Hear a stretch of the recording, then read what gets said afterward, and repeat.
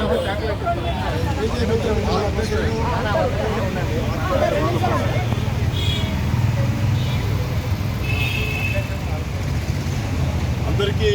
నమస్కారము.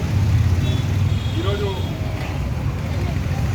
76వ ఈ దేశానికి స్వాతంత్రం వచ్చిన తర్వాత గణతంత్ర దినోత్సవాన్ని రాజ్యాంగం అమలులోకి వచ్చిన తర్వాత జనవరి 26ను రిపబ్లిక్ డే అంటే గణతంత్ర దినోత్సవంగా ప్రకటించుకొని 76వ గణతంత్ర దినోత్సవ వేడుకలను తిరుపతి నగరంలో ప్రముఖ సామాజికవేత్త, సేవా తత్పరులు, సోషల్ యాక్టివిటీస్లో సర్వీస్ చేయడంలో ఈ ప్రాంతంలోనే పేరెన్నిక కన్నటువంటి పెద్దలు క్రమం తప్పకుండా స్వాతంత్ర దినోత్సవాన్ని, రిపబ్లిక్ డేను, ఇలాంటి జాతీయ పండుగలన్నింటినీ క్రమం తప్పకుండా నిర్వహిస్తూ అందరికీ సహాయపడేటువంటి పిసి రాయల్ గారి యొక్క ఆధ్వర్యంలో ఇవాళ 76వ గణతంత్ర దినోత్సవ వేడుకలను తిరుపతి నడిబొడ్డులో గాంధీ రోజు మధ్యలో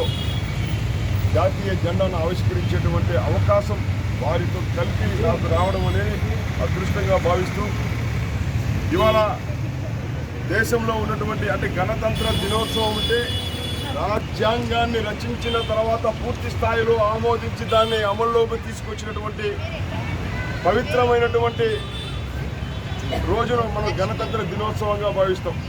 పిల్లలు, ముఖ్యంగా మీరు ఇవాల్టి పరిస్థితుల్లో రాజ్యాంగాన్ని పూర్తిగా అవగాహన చేసుకుని, రాజ్యాంగం అంటే మనందరికీ భగవద్గీత లాంటిది. ఇవాళ మీరు స్వేచ్ఛగా చదువుకుంటున్నారు, స్వేచ్ఛగా ఉండగలుగుతున్నాము, ఎవరి నుంచి భయం అవసరం లేదు అంటే మనం రక్షించేటువంటి పవిత్రమైన గ్రంథం ఏదంటే రాజ్యాంగం. మరి అలాంటి రాజ్యాంగాన్ని గౌరవిస్తూ రాజ్యాంగం యొక్క విలువలను పెంపొందించాల్సిన బాధ్యత మా అందరి మీద ఉంది. నేటి విద్యార్థులు, నేటి పౌరులు అనేటువంటి ఒక నమ్మకంతో మనం అందరం కూడా కలిసి ముందుకెళ్తున్నాం.